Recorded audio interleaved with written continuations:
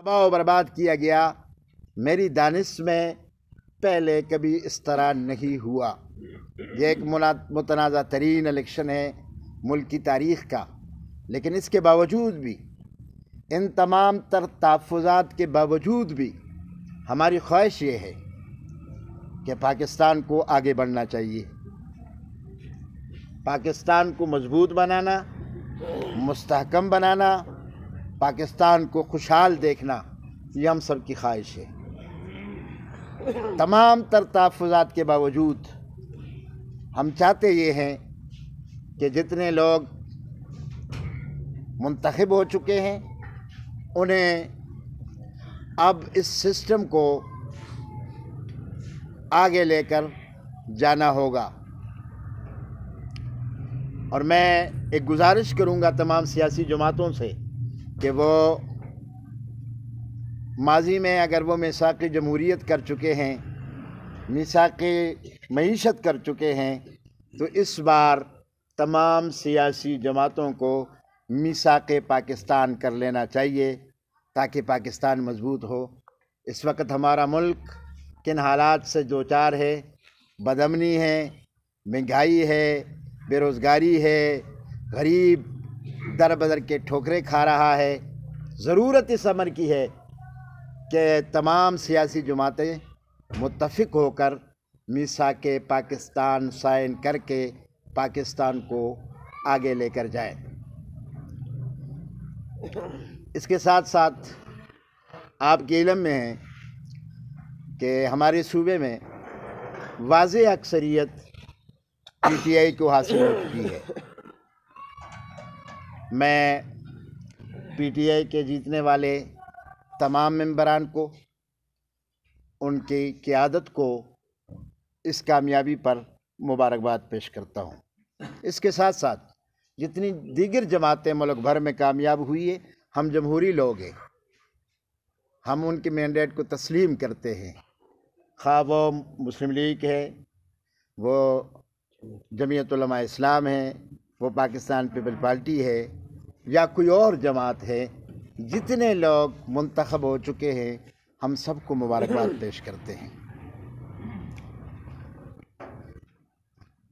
ایک بات جس پر 2-3 دن سے پورے ملک میں تشویش کا اظہار کیا جا رہا ہے اور اضطرابی کیفیت موجود ہے کہ اکثریت حاصل کرنے والی جماعت پی ٹی آئی ایک ایسی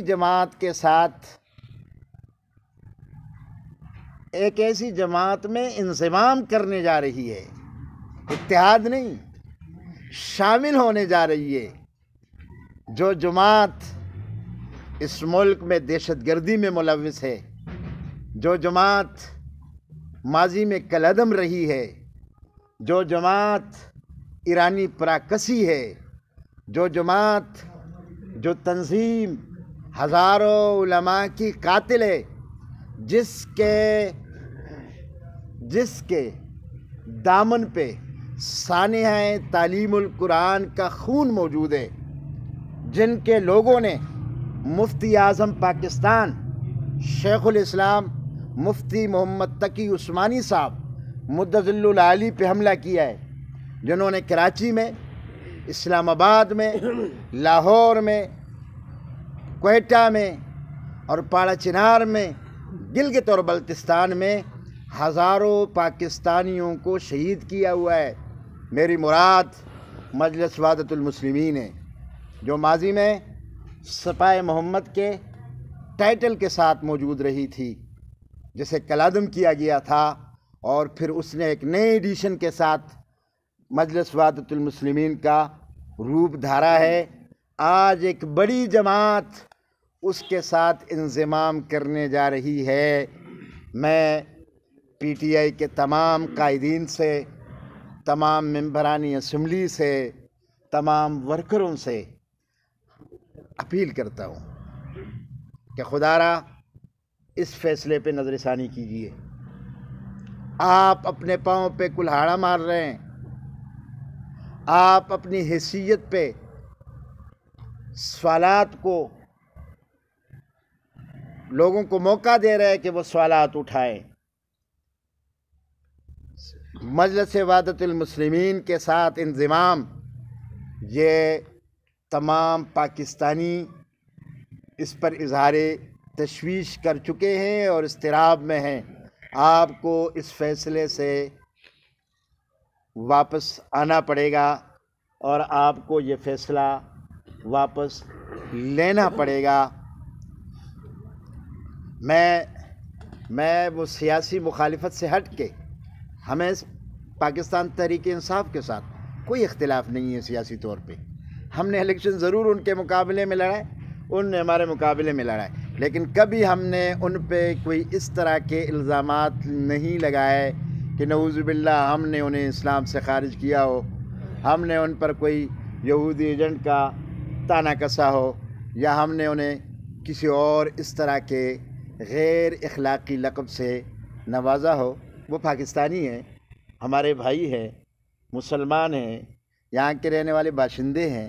ہمیں دکھ ہے اگر آج ان کے نشان، ان کے حمایت سے ان کا آدمی منتخب ہونے والا وہ مجلس وحدت المسلمین کے منشور کو سائن کر کے اس جماعت میں شامل ہوتا ہے، تو میں اللہ کو گواہ بنا کر کہتا ہوں، اللہ کو گواہ بنا کر کہتا ہوں، میرے سامنے اس وقت قرآن نہیں ہے، میں قرآن اٹھا کر سر پہ رکھتا، ایسا کرنے والا اس کا ایمان ضائع ہوگا اور اس کا نکاح ٹوٹ جائے گا۔ آپ کسی بھی عالم دین سے، کسی بھی مفتی سے، کسی بھی سکالر سے یہ مسئلہ پوچھ لیجئے، آپ ہمارے بھائی ہیں، آپ کا نقصان ہوگا۔ سیاست، عہدہ، منصب، ممبری، یہ ایمان کے سامنے کوئی چیز نہیں ہے۔ خدا را آپ اپنی قیادت کو سمجھائیے، ان کے سامنے ہمارے اس درد دل کو رکھیے۔ آپ جائیں گے، ہو سکتا ہے آپ کو سیاسی فائدہ ہو جائے، لیکن آپ کا ایمان ضائع ہو جائے گا۔ کیا آپ کو پتہ نہیں ہے کہ مجلس وحدت المسلمین کے منشور اور دستور میں واضح طور پہ لکھا ہوا ہے کہ خمینی ہمارا رہبر و رہنما ہے؟ میں پوچھنا چاہتا ہوں کہ خمینی کو رہبر و رہنما ماننے والے وہ کیسے مومن اور مسلمان رہ سکتا ہے؟ جس نے حضرت عمر فاروق رضی اللہ تعالیٰ عنہ کے متعلق لکھا ہے، نعوذ باللہ نقل کفر نباشت، کہ حضرت عمر نعوذ باللہ ثم نعوذ باللہ کہ وہ اصلی کافر و زندیق تھا۔ مجھے بتاؤ، جو جماعت اس کو اپنا رہبر و رہنما مانتی ہے اور کوئی اس جماعت کے رکنیت فارم فل کرے تو اس کی اپنی کیا حیثیت باقی رہ جائے گی؟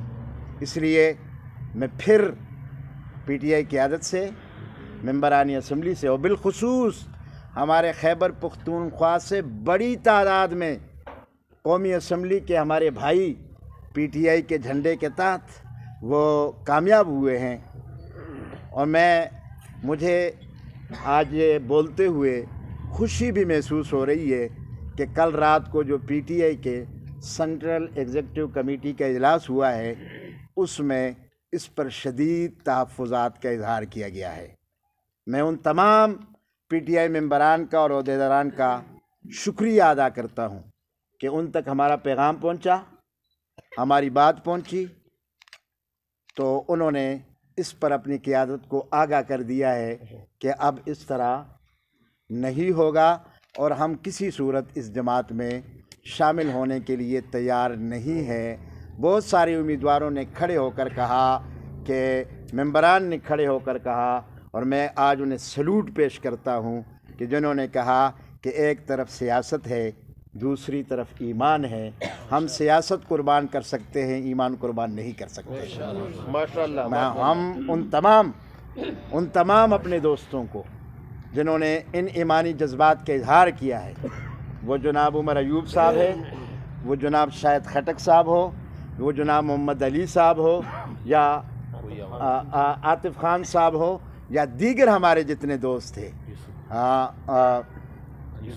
یوسف خان صاحب، جتنے ہمارے دوست ہیں پی ٹی آئی کے ممبران ہیں، ہمیں ان سے یہی توقع تھی اور یہی توقع رہے گی اور میں جو اس وقت چیئرمین ہیں پی ٹی آئی کے برسٹر گوہر خان صاحب ہمارے اچھے دوست ہیں اور سلجھے ہوئے انسان ہیں، معاملات سمجھتے ہیں، دین کے ساتھ ان کی گہری وابستگی ہے، وہ اسلامی روایات کو بھی بہتر جانتے ہیں اور وہ ہمارے بونیر سے تعلق رکھتے ہیں، وہاں کے پختون روایات اور اقدار کو بھی بہتر جانتے ہیں۔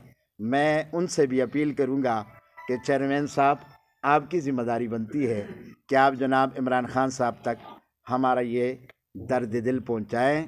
ہمارا آپ سے کوئی اختلاف نہ تھا نہ ہے، بس ہم تو ہمدردی میں آپ سے یہ گزارش کر رہے ہیں کہ اس طرف جا کے شاید آپ کی سیاست بچ جائے لیکن ایمان ضائع ہو جائے گا، اور ہم نہیں چاہتے کہ آپ کا ایمان ضائع ہو جائے۔ اس کے ساتھ ساتھ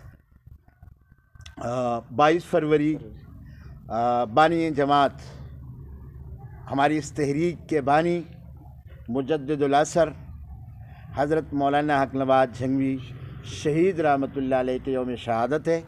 انشاءاللہ العزیز ہم پورے صوبے میں 22 فروری کو حضرت جھنگوی شہید رحمۃ اللہ علیہ کو خراج تحسین پیش کرنے کے لیے، ان کی ملی دینی خدمات کو اجاگر کرنے کے لیے صوبہ بھر میں کانفرنسز، سیمینار اور پروگرامات کا انعقاد کریں گے۔ آخر میں ارباب ریاست سے ایک گزارش ضرور کروں گا کہ ایران جو ایک عرصے سے بالواسطہ یا بلا واسطہ پاکستان میں دہشت گردی کروا رہا ہے، تاحال اس انداز میں اسے نہیں روکا جا رہا ہے جس انداز میں روکنے کی ضرورت ہے۔ اس پر عوام اہل سنت میں شدید تشویش پائی جا رہی ہے۔ ایران کا گزشتہ دنوں پاکستان پہ حملہ کرنا، پاکستان میں دہشت گردی کے نیٹ ورک چلانے والا کلبھوشن یادیو کا ایران میں بیٹھ کر یہ ساری حرکتیں کرنا اور پھر اس کا گرفتار ہونا، عزیر بلوچ کا کردار اور بلوچستان میں دہشت گردی کے پیچھے ایرانی کردار۔ ابھی گزشتہ دنوں اسلام آباد میں ہماری جماعت کے مرکزی ڈپٹی جنرل سیکرٹری مولانا مسعود الرحمان شہید ہوئے۔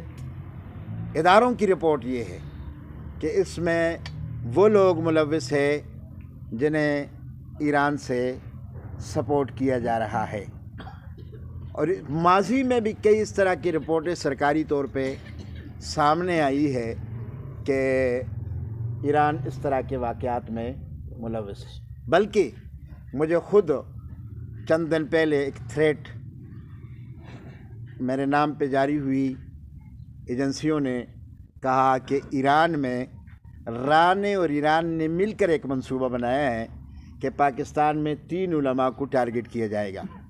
ایک مولانا اورنگزیب فاروقی صاحب جو ہمارے مرکزی صدر ہے، ایک ہمارے بلوچستان کے صدر مولانا رمضان مینگل صاحب، اور ایک مجھے کہا گیا کہ آپ کو ٹارگٹ کرنے کا فیصلہ کیا جا چکا ہے۔ فیصلہ کہاں ہوا ہے؟ ایران میں۔ اور کیا کس نے؟ ایران اور را نے مل کر کیا ہے۔ یہ ہماری انٹیلیجنس رپورٹیں ہیں۔ ہمارا تو عقیدہ ہے موت و حیات کا مالک اللہ ہے۔ ایران اور انڈیا اور اسرائیل اور امریکہ کیا ساری دنیا بھی مل جائے کہ ہمیں مارنا چاہے اور میرے رب نے نہ مارنا چاہا ہو تو کوئی مار نہیں سکتا ہے۔ اور اگر ان کی کوشش یہ ہے کہ اس طرح کے منصوبے بنا کر ہم یہ زبانیں خاموش کر لیں گے اور یہ آوازیں دب جائیں گی تو یہ ان کی بھول ہے۔ انشاءاللہ ہم نے یہ طے کر رکھا ہے کہ ناموس صحابہ کی خاطر ہم جان نچھاور کر دیں گے۔ اگر وقت نے ہم سے خون مانگا ہم وقت کا دامن بھر دیں گے۔ ہم اس ملک میں اسلام کے لیے، ختم نبوت کے لیے، صحابہ اہل بیت کے لیے، اس ملک کی سالمیت کے لیے جو بھی قربانی ہمیں دینی پڑی ہم ان سے دریغ نہیں کریں گے انشاءاللہ العزیز۔ تو یہ تمام صورتحال، اس کے پیچھے ایران کا ہونا اور ہمارے اداروں کا اس پر معنی خیز خاموشی، اس پر ہمیں شدید تحفظات ہے۔ اس کا مطلب تو یہ ہوا کہ ایران اور اس ملک میں موجود ایرانی پراکسی جو کچھ کر رہے ہیں ان پہ ہاتھ نہ ڈالنا، اس کا مطلب یہ ہوا کہ ہمارے ادارے کوئی کمزوری دکھا رہے۔ کمزوری نہیں دکھانی چاہیے، پوری قوم آپ کے ساتھ ہے۔ اگر امریکہ کے مقابلے میں یہ قوم آپ کے پشت پہ کھڑی تھی، اگر روس کے مقابلے میں یہ قوم آپ کے پشت پہ کھڑی تھی، اور اگر انڈیا کے مقابلے میں یہ قوم آپ کے پشت پہ کھڑی ہے، تو ایران کیا چیز ہے؟ ایران کی کیا حیثیت ہے پاکستان کے مقابلے میں؟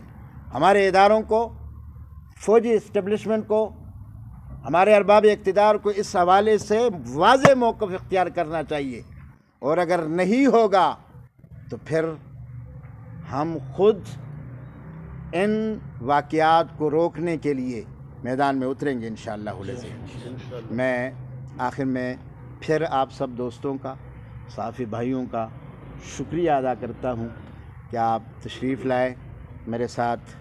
میرے شورا کے اراکین، صوبائی مجلس عاملہ وہ موجود ہے، تو ہماری سب کی طرف سے آپ کا شکریہ۔